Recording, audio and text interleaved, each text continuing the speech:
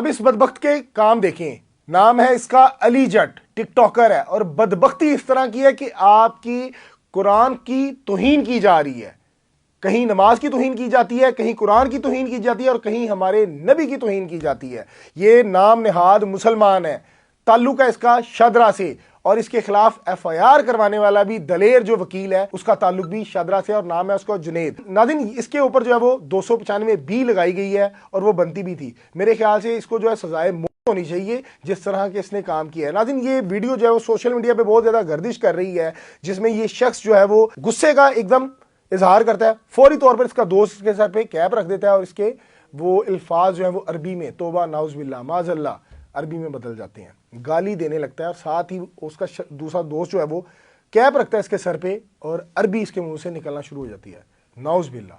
नाज़रीन, ये video social media पे बहुत ज़्यादा गर्दिश कर रही है, जिसके बाद जो है वो जुनेद नामी जो वकील है उन्होंने इनके खिलाफ थाना शदरा टाउन में दरख्वास्त दी, जिसमें उन्होंने ये मौक़िफ़ अपनाया कि इसने हमारे कुरान की तौहीन की है और उसके बाद इसके ऊपर एफआईआर दर्ज हो गई है।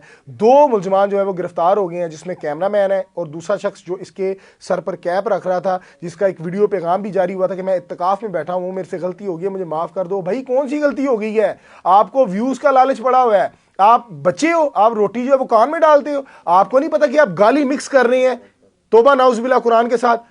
आपकी तो तरबियत में सवाल उठ रहा है कि लानत है आप लोगों पे, आप किस तरह के काम कर रहे हैं। आपको मैं बताऊं कि 295 बी बेसिकली लगती कैसे है।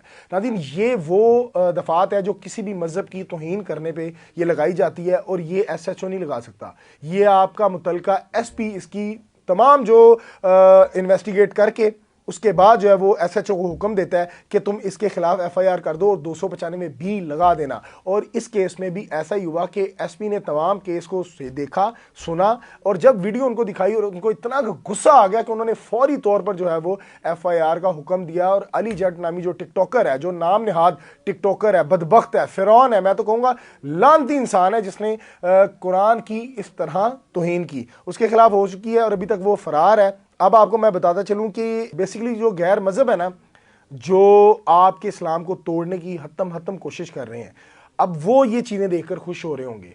क्यों? वो समझ रहे होंगे यार इनको बाहर से एड करने की, इनको पैसे लगाने की ज़रूरत ही नहीं है। इनके जो अपने मुसलमान हैं वही जो है वो अपने मज़हब को ज़लील और रुसवा कर रहे हैं, तौबा नाउज़ुबिल्लाह माज़अल्लाह। वही जो है वो हमारा काम कर रहे हैं, शैतान का काम तो वो कर रहे हैं, ये अली जट जैसे टिकटॉकर जो हैं वो कर रहे हैं। हमें क्या ज़रूरत है?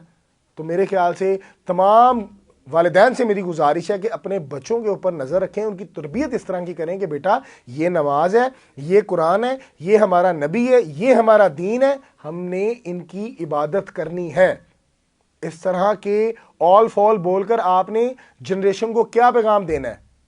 बहरहाल जी, बड़ा अच्छा एक इनिशिएटिव लिया गया है, एफआईआर हो गई है और कैप पहनाने वाला, वीडियो रिकॉर्ड करने वाला गिरफ्तार है। अली जट के लिए जो है वो काफ़ी एफर्ट की जा रही है, टीमें तश्कील दे दी गई हैं और उम्मीद है कि आने वाले कुछ दिनों में वो भी गिरफ्तार होगा और इसको भी इसके मनकती इंजाम तक जो है वो पहुंचाया जाएगा। और उम्मीद करता हूं कि ऐसी सजा दी जाए स्टेट की जानिब से कि दोबारा कोई भी शख्स जो है वो इस तरह की हरकत करने की कोशिश ना करे।